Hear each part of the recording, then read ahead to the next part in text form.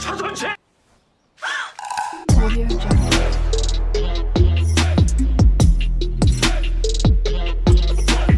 Audio Jungle. Episode 8 dari The First Night with the Duke melanjutkan di mana kami tinggalkan, dengan Pangeran Li Giu dan Yi Beon saling menatap. Pangeran Li Giu memecahkan kebekuan dan dengan riang menyapa Yi Beon. Namun, Yi Beon mengabaikannya dan pergi ke sisi Sun Caek. Pangeran Li Giu melakukan yang terbaik untuk menyembunyikan kekecewaannya ketika dia mengetahui bahwa Sun Caek dan Yi Beon bertunangan. Setelah melihat Pangeran Li Giu, Yi Beon mengakhiri kencan mereka dan mereka mulai berjalan pulang.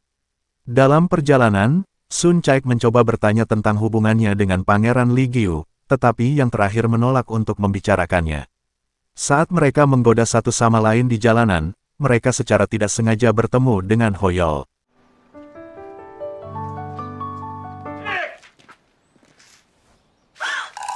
Hoyol terganggu melihat putrinya dan pangeran dalam pelukan yang begitu dalam di depan umum. Dia segera menempatkannya di bawah tahanan rumah dan memintanya untuk merenungkan perilakunya. Istrinya mencoba campur tangan, tetapi dia menolak untuk membiarkan Sun Caek keluar. Di malam hari, Wu Yi memberitahu Yi Beon tentang situasi Sun Caek. Sementara itu, Pangeran Li Giu mengenang bagaimana dia bertemu Sun Caek ketika mereka masih muda. Dia merasa Yi Beon tidak pantas mendapatkan cinta Sun Caek. Keesokan paginya, Yi Beon mencoba menyelinap ke kompleks Sun Caek untuk menemuinya. Saudara laki-laki dan ayahnya tetap waspada, menggagalkan reuni mereka. Sementara itu, Sun Caek juga mencoba melarikan diri, tetapi rencananya gagal. Setelah beberapa kali mencoba, Sun Caek membuat telepon string untuk berkomunikasi dengan Yi Beon, yang sedang berkemah di luar rumahnya. Panggilan itu memungkinkan mereka untuk merencanakan bagaimana meyakinkan keluarga Sun Caek. Di tempat lain, Li Giu mengunjungi raja dan meyakinkannya bahwa masa lalu adalah air di bawah jembatan. Dia mengklaim dia bangkrut dan lelah mengembara. Raja mengundangnya ke acara Gyeokgu keluarga kerajaan yang akan datang. Raja berharap untuk mengaduk-aduk masalah antara kedua pangeran selama acara tersebut. Dia juga menyarankan bahwa dia akan meluangkan waktu untuk mendengarkan cerita Li Giu. Di malam hari, Yi Beon memojokkan saudara-saudara Sun Caek dan memenangkan hati mereka dengan alkohol dan hadiah. Sebagai imbalannya, mereka memberinya tips tentang cara memenangkan Hoyol. Keesokan harinya, Yi Beon menghadiahkan Hoyol dengan anggur ginseng gunung, tetapi Hoyol menyadari itu palsu dan tersinggung. Setelah kehabisan ide, Yi Beon berkemah di luar rumah Hoyol saat salju turun, berharap untuk memenangkan bantuannya. Setelah melihat ketulusan Yi Beon, Hoyol mengundangnya masuk.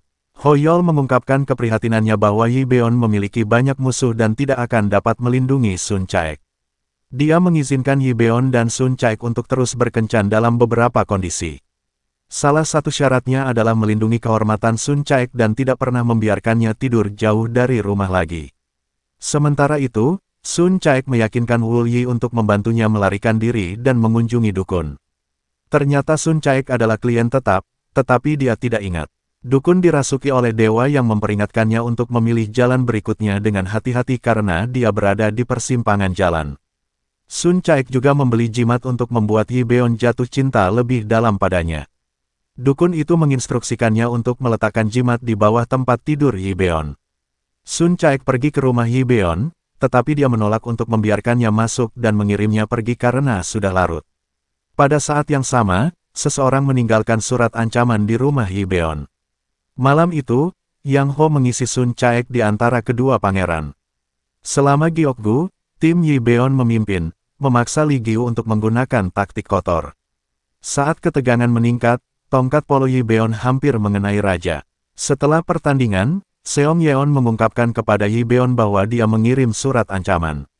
Dia juga membalas dendam terhadap para pengganggu yang menyapanya pada tanggal kedatangannya. Saat dia dengan senang hati berjalan di sepanjang jalan, dia berpapasan dengan dukun. Dukun segera merasakan roh haus darah di Li Giu. Seiring berjalannya waktu, Sun Caek semakin frustrasi dengan Yi Beon. Sejak dia bertemu dengan ayahnya, Yi Beon telah menghindarinya untuk menepati janjinya. Namun, Su Gyeom membuat rencana untuk memberinya cincin. Sementara itu, Su Gyeom menjadi curiga pada Eng Ae setelah dia melihatnya berbicara dengan seorang pria misterius. Setelah tidak sabar menunggu Yi Beon, Sun Caek akhirnya mendapat surat darinya. Dalam surat itu, dia memintanya untuk menemuinya di Cheonggyecheon. Sayangnya, ini adalah jebakan.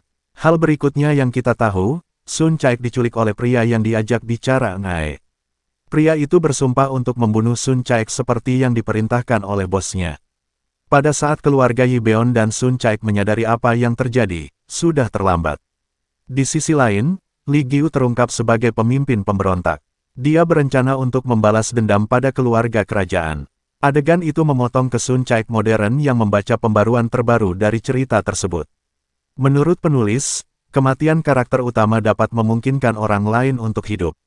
Yi Beon dan Sun Caek berada di persimpangan jalan hidup dan mati dan di ambang perpisahan. Saat dia melakukan perawatan wajahnya, dia melihat sebuah artefak di atas mejanya. Kembali ke dalam buku, Yi Beon menemukan gelang Sun Caek, tetapi dia tidak terlihat. Dalam epilog, kita melihat janji yang dia buat kepada Ho Yol untuk melindungi Sun Caek.